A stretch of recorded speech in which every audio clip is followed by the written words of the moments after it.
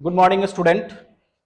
इसके पहले वाले वीडियो लेक्चर में मैंने आपको मैकेनिक्स का रिलेवेंस, मैकेनिक्स का सिग्निफिकेंस, इंजीनियरिंग मैकेनिक्स का डेफिनेशन, अप्लाइड मैकेनिक्स, ये सारा चीज मैंने आपको समझाया है। ठीक है, आज के इस वीडियो लेक्चर में मैं आपको बताऊंगा कि इंजीनियरिंग मैकेनिक्स तो समझा दिया। ठीक है, इंजीनियरिंग मैकेनिक्स क्या है इसके जस्ट प्रीवियस वाले वीडियो लेक्चर में मैंने इसको बताया।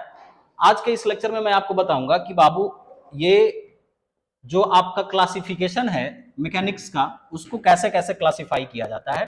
ठीक है, और ये बहुत ही इंपॉर्टेंट है। ये जो क्लासिफिकेशन आप देख रहे हैं ये आपके सिलेबस पॉइंट्स ऑफ व्यू से भी बहुत इंपॉर्टेंट है और फ्यूचर के पॉइंट ऑफ व्यू से भी बहुत इंपॉर्टेंट है। कारण कि जब आप मैकेनिक्स पढ़ रहे हो तो मैकेनिक्स ही ऐसा है कि इकलौता पेपर है जहां से बहुत सारे पेपर्स निकलते हैं। ठीक है, और वो कैसे निकलेगा वो पेपर मैं आपको डील करके समझा दूंगा। खासकर मैं बार बार बोल रहा हूँ कि खासकर उन ब्रांच के बच्चों के लिए बहुत ज्यादा इंपॉर्टेंट है जिसका सिविल और मैकेनिकल है। ठीक है, कारण कि इकलौता ऐसा पेपर है जो आपको 6 सेमेस्टर तक बहुत ऐसे पेपर है जो यहां से आपका निकल के आता है। ठीक है, तो देखो ये मैकेनिक्स आपको क्लियर हो गया होगा कि मैकेनिक्स किसको बोलते हैं। ये अगला जो टॉपिक है next is the classification of mechanics. देखो क्लासिफिकेशन को हिंदी में हम लोग बोलते हैं वर्गीकरण, मतलब डिवीजन। वर्गीकरण, वर्गीकरण मतलब डिवीजन, इसका मतलब सीधा सा हो गया क्लासिफिकेशन। ठीक है, तो चलो पहले इसको हम लोग समझ लें, उसके बाद इसमें जितना सारा चीज लिखा हुआ है सबको हम एक एक करके डील कर देंगे आपके सामने, सबको समझा देंगे कि क्या है नहीं है। देखिए इसमें सबसे पहला जो इसका क्लासिफिकेशन है इसको बोलेंगे mechanics of deformable bodies. First classification is the mechanics of deformable body. इसी का दूसरा नाम है स्ट्रेंथ ऑफ मटेरियल, जिसको इन शॉर्ट में हम लोग बोलते हैं सॉम या मॉस। मॉस, ठीक है, या इसी का एक और नाम है मॉम। मॉम, ठीक है, ये सब एक ही का नाम है। SOM strength of material, MOS mechanics of solid, MOM mechanics of material. ठीक है, इसी का एक और नाम है थ्योरी ऑफ प्लास्टिसिटी और इसी का एक और नाम है थ्योरी ऑफ इलास्टिसिटी। मतलब एक ही का इतना सारा नाम है आपका। ठीक है, क्या मैकेनिक्स ऑफ डिफॉर्मेबल बॉडी बोलो, स्ट्रेंथ ऑफ मटेरियल बोलो, ठीक है, जिसको शॉर्ट में क्या बोलेंगे सॉम बोलेंगे, मॉस बोलेंगे, मॉस कहने का मतलब हुआ मैकेनिक्स ऑफ सॉलिड, मॉम बोलो मैकेनिक्स ऑफ मटेरियल बोल लो। ठीक है, फिर आपका हो गया थ्योरी ऑफ प्लास्टिसिटी, ये फिर आपका हो गया थ्योरी ऑफ इलास्टिसिटी। एक ही का इतना सारा नाम है। इसका जो मैंने लिखा है, ये जो आपके सामने लिखा हुआ है, ये बहुत ही इंपॉर्टेंट चीज है जो कि आपका जो भी मैकेनिकल और सिविल ब्रांच के जो बच्चे हैं, सिविल इंजीनियरिंग, मैकेनिकल इंजीनियरिंग और सिविल इंजीनियरिंग के जो ब्रांच के बच्चे हैं, उनके लिए ये सब हायर सेमेस्टर में एक पेपर बन जाएगा, जो कि आपका हो सकता है कि सिविल वालों को और मैकेनिकल वालों को किसी को 3rd सेमेस्टर में पढ़ना है और किसी को 4th सेमेस्टर में पढ़ना है। तो मैकेनिकल वाले को ये 4th सेमेस्टर में पढ़ना है स्ट्रेंथ ऑफ मटेरियल के नाम से या मैकेनिक्स ऑफ सॉलिड के नाम से, सिविल वाले को मॉम के नाम से पढ़ना है 3rd सेमेस्टर में। ठीक है, ये एक पेपर है, ये एक सब्जेक्ट है, जैसे आपका इंजीनियरिंग मैकेनिक्स एक सब्जेक्ट है ना, उसी तरीके से 3rd सेमेस्टर में 4th सेमेस्टर में ये एक आपका पेपर एक सब्जेक्ट बन जाएगा। तो अभी आप इसको हल्के में नहीं लीजिएगा, नहीं तो ये आपको हल्का कर देगा। ठीक है ना, समझ में आ रही है बात। चलो फिर आगे आ जाइए, तो मैकेनिक्स ऑफ रिजिड बॉडी, ये जो है इसका दूसरा क्लासिफिकेशन है मैकेनिक्स ऑफ रिजिड बॉडी। जो इंजीनियरिंग मैकेनिक्स होता है उसको हम लोग मैकेनिक्स ऑफ रिजिड बॉडी भी बोलते हैं। तो मैकेनिक्स ऑफ रिजिड बॉडी का 2 क्लासिफिकेशन है, एक है आपका स्टैटिक्स और दूसरा आपका क्या है डायनेमिक्स। अगर आपसे कोई पूछे कि इंजीनियरिंग मैकेनिक्स का कितना क्लासिफिकेशन है, तो बाबू इंजीनियरिंग मैकेनिक्स का मात्र 2 क्लासिफिकेशन है।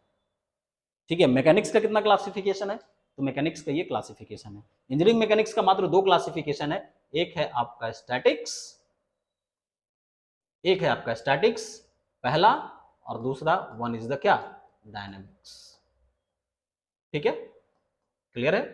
चलो ठीक है, मैकेनिक्स का तो ये क्लासिफिकेशन मैकेनिक्स का ही क्लासिफिकेशन है, मैकेनिक्स ऑफ रिजिड बॉडी। और इसी मैकेनिक्स ऑफ रिजिड बॉडी को ही हम लोग बोलते हैं, टेंशन नहीं लेने का, इसी को हम लोग बोलते हैं इंजीनियरिंग मैकेनिक्स, इसी को हम लोग बोलते हैं। कारण कि अभी आप लोग जस्ट समझाएं कि अभी आपको जस्ट समझाएं कि मैकेनिक्स, इंजीनियरिंग मैकेनिक्स में किस तरह का बॉडी का बात करते हैं, तो बॉडी आपका रिजिड होता है।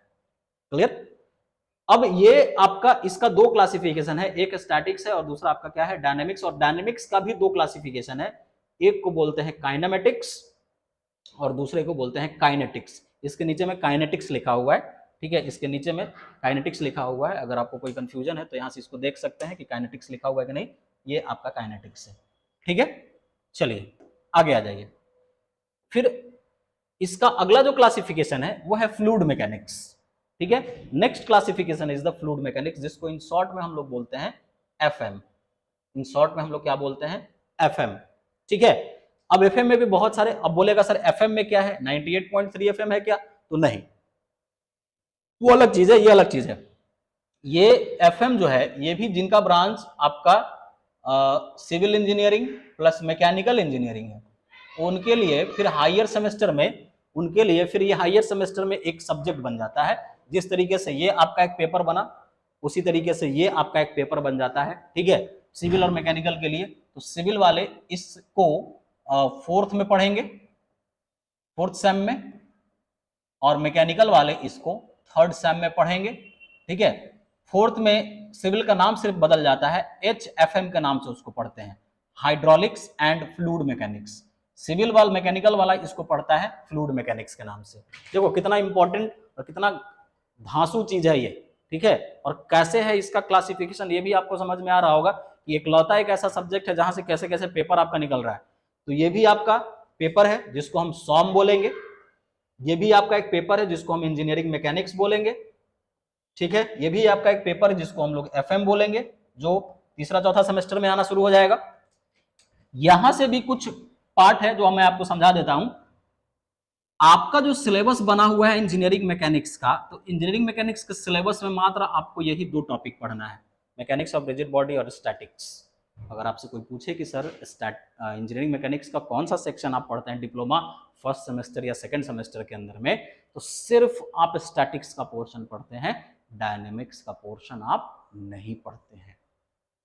एकदम ये चीज को क्लियर कर लो कि डिप्लोमा के सेमेस्टर में अगर आप जो पढ़ते हैं तो कौन सा सेक्शन पढ़ते हैं इंजीनियरिंग मैकेनिक्स का, तो सिर्फ आप स्टैटिक्स का सेक्शन पढ़ते हैं, डायनेमिक्स का सेक्शन नहीं पढ़ते हैं।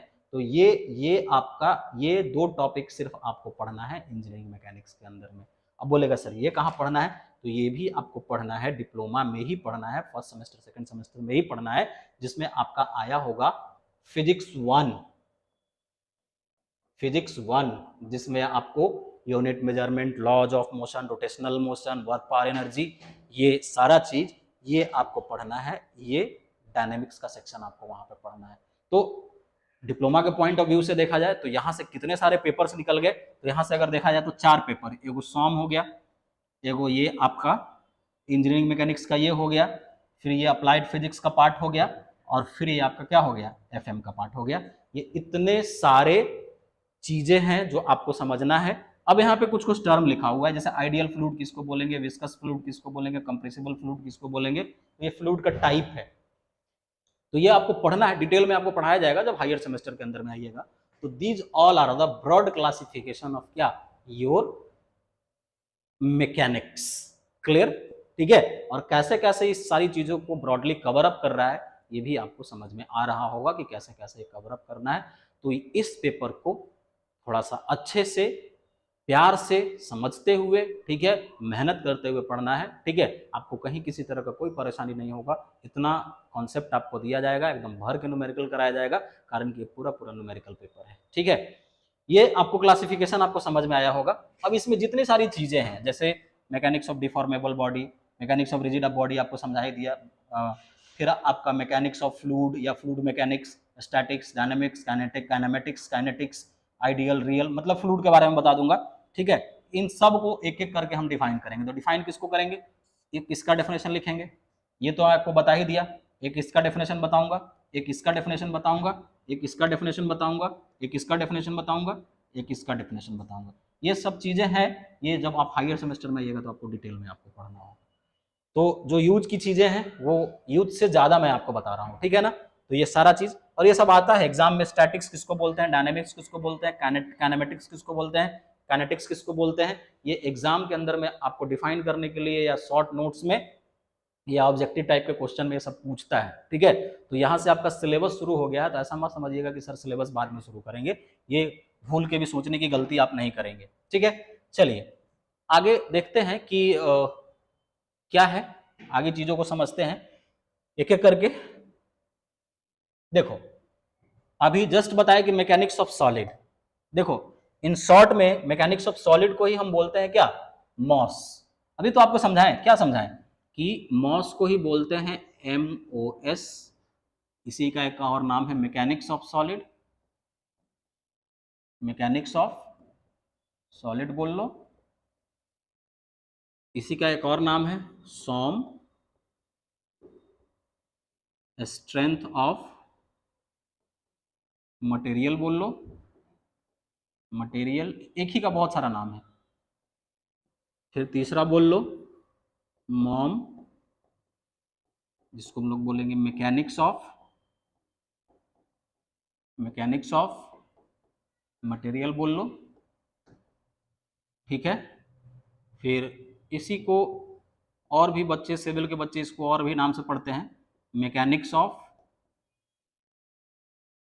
स्ट्रक्चर के भी नाम से पढ़ते हैं। बाकी आपको बताया थ्योरी ऑफ इलास्टिसिटी और थ्योरी ऑफ प्लास्टिसिटी, तो इतना सारा नाम है। तो मॉस हम लोग किसको बोलते हैं, तो मॉस को भी थोड़ा देख लीजिए क्या कहता है। It is the branch of mechanics which deals the behaviour of deformable body after the application of load. देखो ध्यान से, इंजीनियरिंग मैकेनिक्स में मैंने आपको क्या बताया, इंजीनियरिंग मैकेनिक्स में मैंने आपको बताया कि बॉडी कैसा होना चाहिए सर, तो बॉडी आपका रिजिड होना चाहिए, इसके ऊपर जो फोर्स लगेगा सर वो कैसा होगा सर, तो फोर्स सर आपका एक्सटर्नल होगा। बिहेवियर कैसा होगा सर, बिहेवियर आपका कैसा होगा बाबू, तो बिहेवियर यही होगा कि बॉडी आपका हो सकता है कि रेस्ट में रहे, या बॉडी हो सकता है कि आपका क्या आ जाए, मोशन में आ जाए। यही दो चीज ना, ये तो मतलब यहाँ पे रिजिड बॉडी का बात होगा। लेकिन मैकेनिक्स ऑफ सॉलिड क्या बोलता है, it is the branch of mechanics which deals the behaviour of deformable body. देखो यहाँ पे बॉडी आपका आ गया डिफॉर्मेबल, बॉडी आपका कैसा आ गया, तो बॉडी आपका आ गया डिफॉर्मेबल, या इसी को हम लोग बोलते हैं फ्लेक्सिबल बॉडी। बॉडी कैसा है, deformable. After the application of load, जब इसके ऊपर हम लोड का एप्लीकेशन करेंगे, लोड क्या होगा बताऊंगा मैं, ये सब पढ़ना है आपको, टेंशन ना लीजिए, एक एक करके सब आता जाएगा, ठीक है। लोड लगने के बाद उस बॉडी के अंदर में जो चेंजेज आएगा, बाहर में जो चेंजेज क्या आ रहा है, तो बाहर में ये सब क्या, देखो बात को थोड़ा समझ लो, क्लियर। जैसे यहां पे हम एक बॉडी कंसीडर कर रहे हैं, ठीक है, ये बॉडी है, इसके ऊपर मैंने फोर्स लगाया, ठीक है। लोड एक तरह का फोर्स ही होता है, और ये आपका बहुत सारे छोटे छोटे एटम्स या मॉलिक्यूल से बना हुआ है, बहुत सारे छोटे छोटे एटम्स मॉलिक्यूल्स का ये बना हुआ है, ठीक है।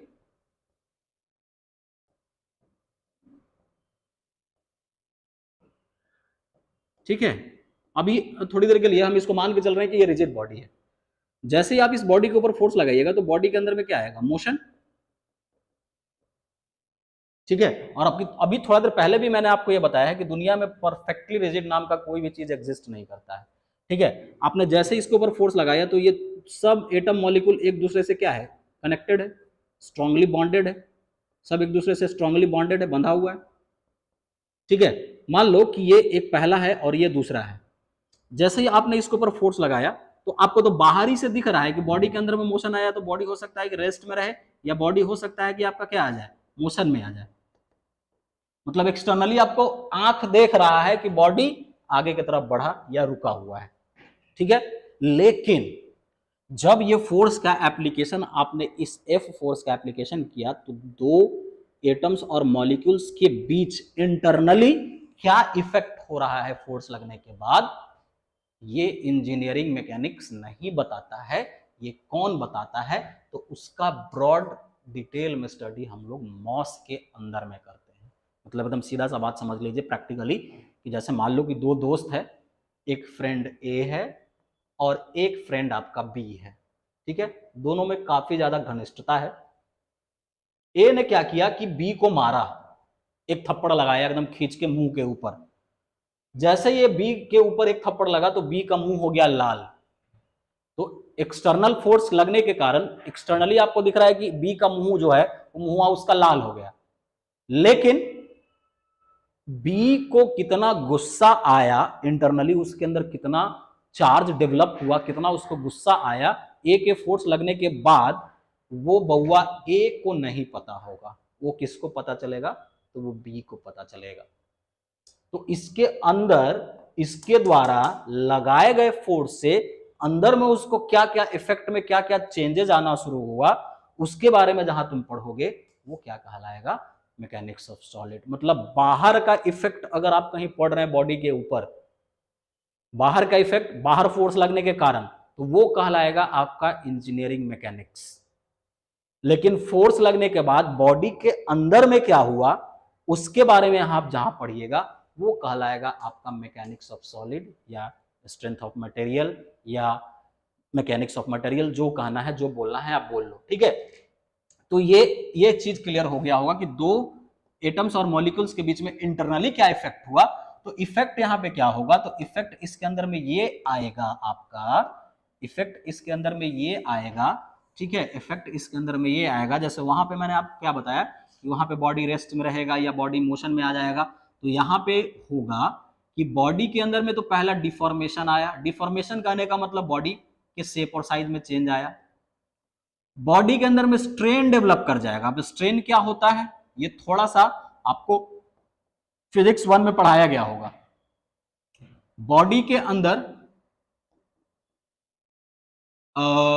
बेंडिंग आ जाएगा, वो तो बाहरी से दिखेगा। तो बेंडिंग, जब तक अंदर का मॉलिक्यूल नहीं बेंड होगा तब तक, अंदर का मॉलिक्यूल जब तक डिस्टर्ब नहीं होगा, ये बाहर से आपको बेंडिंग नहीं पता चलेगा। डिफ्लेक्शन आना शुरू हो जाएगा, डिफ्लेक्शन आना शुरू हो जाएगा। तो ये सब चीज क्या होता है, ठीक है, ये सारा चीज आपको पढ़ाया जाएगा हायर सेमेस्टर के अंदर में, ठीक है। अभी सिर्फ जान लीजिए कि इंटरनली इसके अंदर में ये सारा चीज डेवलप करेगा। होता क्या है, this particular thing will be study in the higher semester, that is third semester, fourth semester, fifth semester, कहीं भी ये पढ़ने के लिए आपको जरूर मिल जाएगा, ठीक है। तो ये आपको मॉस का कहानी क्लियर हो गया होगा कि मॉस बेसिकली हम लोग कहते किसको है, ये क्लियर हो गया होगा। इसी का दूसरा पार्ट है आपका फ्लूइड मैकेनिक्स। इसी का दूसरा पार्ट आपका कहलाता है क्या? इसी का दूसरा पार्ट है आपका फ्लूइड मैकेनिक्स। तो फ्लूइड मैकेनिक्स भी समझ लो। फ्लूइड मैकेनिक्स क्या कहता है, देखो, फ्लूइड का सीधा सा मतलब समझ लो। फ्लूइड, फ्लूइड का पहले सीधा सा मतलब आप समझ लीजिए कि फ्लूइड कहने का मतलब दुनिया का वो सारा सब्सटेंस जिसके पास एबिलिटी होता है फ्लो कर जाने का। तो फ्लूइड में सिर्फ और सिर्फ आता है लिक्विड, लिक्विड प्लस गैस। यही दो ऐसा मटेरियल है जिसके पास एबिलिटी होता है फ्लो करने का। इसके अलावा किसी दूसरे के पास एबिलिटी नहीं होता है फ्लो करने का, ठीक है। ये चीज क्लियर होगा आपको। सिर्फ लिक्विड और गैस ही फ्लो करता है, सॉलिड को हम लोग फ्लूइड नहीं कहते हैं। और सॉलिड के बारे में आपको पढ़ना कहाँ है? तो सॉलिड के बारे में पढ़ना है आपको यहाँ पे मैकेनिक्स ऑफ सॉलिड। सॉलिड का बिहेवियर फोर्स लगने के बाद आपको इसमें पढ़ना है। और फ्लूइड का बिहेवियर आपको कहाँ पढ़ना है? तो फ्लूइड का बिहेवियर आपको फ्लूइड मैकेनिक्स के अंदर में पढ़ना है, ठीक है। तो अभी सिर्फ आप जान लीजिए कि फ्लूइड का मतलब होता है लिक्विड और gas substance having ability to flow. तो अगर आप उस फ्लूइड के ऊपर फोर्स लगाए तो फोर्स यहाँ पे कैसा होगा? तो फोर्स यहाँ पे प्रेशर फोर्स होगा। फोर्स कैसा होगा? तो प्रेशर फोर्स होगा। और इस प्रेशर फोर्स के कारण फ्लूइड के अंदर में जो चेंजेज आएगा, फ्लूइड के बिहेवियर, फ्लूइड के नेचर में जो चेंजेज आएगा, उसको हम लोग किसके नाम से जानते हैं? तो वो फ्लूइड मैकेनिक्स के नाम से जानते हैं। तो देखो, it is the branch of mechanics which deals the behaviour of fluid. Fluid, सब फ्लूइड का डेफिनेशन यहाँ पे लिखा हुआ है, substance having ability to flow due to pressure force. मतलब फ्लूइड, तो फ्लूइड कहने का मतलब लिक्विड के ऊपर और या गैस के ऊपर प्रेशर फोर्स। प्रेशर फोर्स, देखो, प्रेशर, प्रेशर कहने का मतलब F/A। और ये फोर्स हमेशा सरफेस के ऊपर क्या होता है? परपेंडिकुलर होता है। फोर्स हमेशा सरफेस के ऊपर क्या होता है? परपेंडिकुलर होता है। तो प्रेशर फोर्स यहां से निकालिएगा तो क्या होता है? Pressure intensity into area. ये प्रेशर इंटेंसिटी है, प्रेशर इंटेंसिटी। पी कहने का मतलब आपका प्रेशर इंटेंसिटी है, ठीक है। तो प्रेशर फोर्स के बाद, प्रेशर फोर्स लगने के बाद उस फ्लूइड का जो नेचर होगा, तो नेचर क्या होगा? फ्लूइड स्टैटिक्स में रहेगा, हो सकता है फ्लूइड रुका हुआ रहे, फ्लूइड काइनेमेटिक्स में आ जाएगा, फ्लूइड काइनेटिक्स में आ जाएगा। तो इन सारे बिहेवियर्स के बारे में नेचर क्या होगा? स्टैटिक्स, काइनेटिक्स काइनेटिक्स, काइनेमेटिक्स, ये सारी चीजें आएंगी इसके अंदर में, ठीक है। तो बिहेवियर इसका ये होगा, ये सारा चीज मैं आपको डील करके समझाऊंगा कि ये सारा चीज क्या होता है, ठीक है। तो ये आपको पिक्चर क्लियर हो गया होगा। मैंने आपको क्या क्या समझाया, तो मैंने आपको समझाया है मैकेनिक्स, दूसरा आपको बताया अप्लाइड मैकेनिक्स, तीसरा उसका मैकेनिक्स का रिलेवेंस सिग्निफिकेंस, फिर आपको बताया क्या मैकेनिक्स का इंजीनियरिंग मैकेनिक्स, फिर उसका क्लासिफिकेशन, फिर मॉस किसको बोलते हैं, फ्लूइड मैकेनिक्स किसको बोलते हैं। तो ये साइड में आप नोट करके लिख लेना, ठीक है। अगर हम यहाँ पे मैकेनिक्स का बात करें, देखो डिफरेंस समझ लो, एकदम बेसिक से एकदम जीरो लेवल से पढ़ा रहे हैं। तो बॉडी, यहाँ पे बॉडी का कुछ बात नहीं होगा कि बॉडी कैसा होगा, ठीक है। और इसके ऊपर आपने लगाया फोर्स, और फोर्स लगने के बाद बॉडी का बिहेवियर, तो बिहेवियर क्या होगा, बॉडी बुआ रेस्ट में रहेगा, बॉडी मोशन में आएगा, या बॉडी क्या कर जाएगा, डिफॉर्मेशन हो जाएगा इसके अंदर। डिफॉर्मेशन कहने का मतलब change in shape and size, उसके शेप और साइज में क्या चेंजेज। फिर उसके बाद आपको बताया मैकेनिक्स के बाद बताया गया इंजीनियरिंग मैकेनिक्स, मैकेनिक्स के बाद आपको बताया गया इंजीनियरिंग मैकेनिक्स, इंजीनियरिंग मैकेनिक्स सब नोट करके लिख लीजिएगा, ठीक है, जो लिख रहा हूं इंजीनियरिंग मैकेनिक्स। तो इसमें क्या बताएं, तो बॉडी हमेशा क्या रहेगा सर, रिजिड बॉडी होगा। बॉडी कैसा होगा बाबू, तो रिजिड बॉडी होगा। और इसके ऊपर फोर्स कैसा लगेगा, तो फोर्स लगेगा एक्सटर्नल फोर्स। फोर्स कैसा लगेगा, तो एक्सटर्नल फोर्स लगेगा, ठीक है। बिहेवियर क्या होगा, तो बिहेवियर रिजिड है, तो इसके अंदर में तो क्या होगा, रेस्ट में रहेगा या मोशन में आ जाएगा, इसके अंदर में डिफॉर्मेशन अलाउ नहीं है, ठीक है। फिर अप्लाइड मैकेनिक्स, जो उसका पूरा एक्सपेरिमेंट लॉ जहां पे पढ़ेंगे। तीसरा आपको बताया मॉस, ठीक है, मॉस मैकेनिक्स ऑफ सॉलिड। तो इसमें क्या होगा कि बॉडी यहां पे अब आ जाएगा डीफॉर्मेबल बॉडी। बॉडी कैसा होगा, तो डीफॉर्मेबल बॉडी हो जाएगा। इसके ऊपर फोर्स कैसा लगेगा, तो लोड होगा, ठीक है। और ये किसके कारण, इंटरनल फोर्स के कारण, ड्यू टू इंटरनल फोर्स के कारण। तो इसका जो बिहेवियर होगा, तो बिहेवियर क्या होगा, तो बिहेवियर ये होगा कि बॉडी में स्ट्रेन डेवलप होगा, बॉडी में डिफॉर्मेशन आएगा, बॉडी में डिफॉर्मेशन आएगा, डिफ्लेक्शन आएगा, बहुत सारी चीजें आएंगी, बेंडिंग आएगा, ये सारा चीज आएगा। फिर उसके बाद मैंने आपको क्या बताया, एफएम। तो एफएम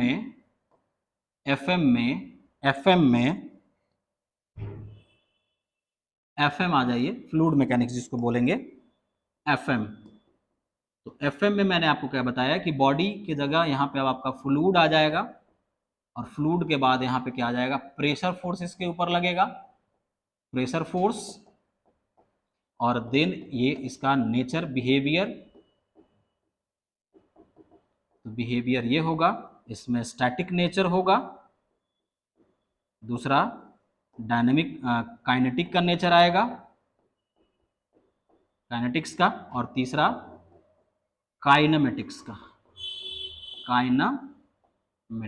ये सब बताऊंगा मैं, स्टैटिक्स, काइनेटिक्स, काइनेमेटिक्स, ये सब क्या होता है, ये सब मैं आपको क्लियर करूंगा। तो ये पहले ये सब्जेक्ट का पूरा फंडा आप क्लियर कर लीजिए कि मैकेनिक्स क्या है, इंजीनियरिंग मैकेनिक्स क्या है, मॉस क्या है, और फ्लूइड मैकेनिक्स क्या है, ठीक है। तो ये आपको क्लियर हो गया होगा, ठीक है, ये पूरा पिक्चर आपको क्लियर हो गया होगा।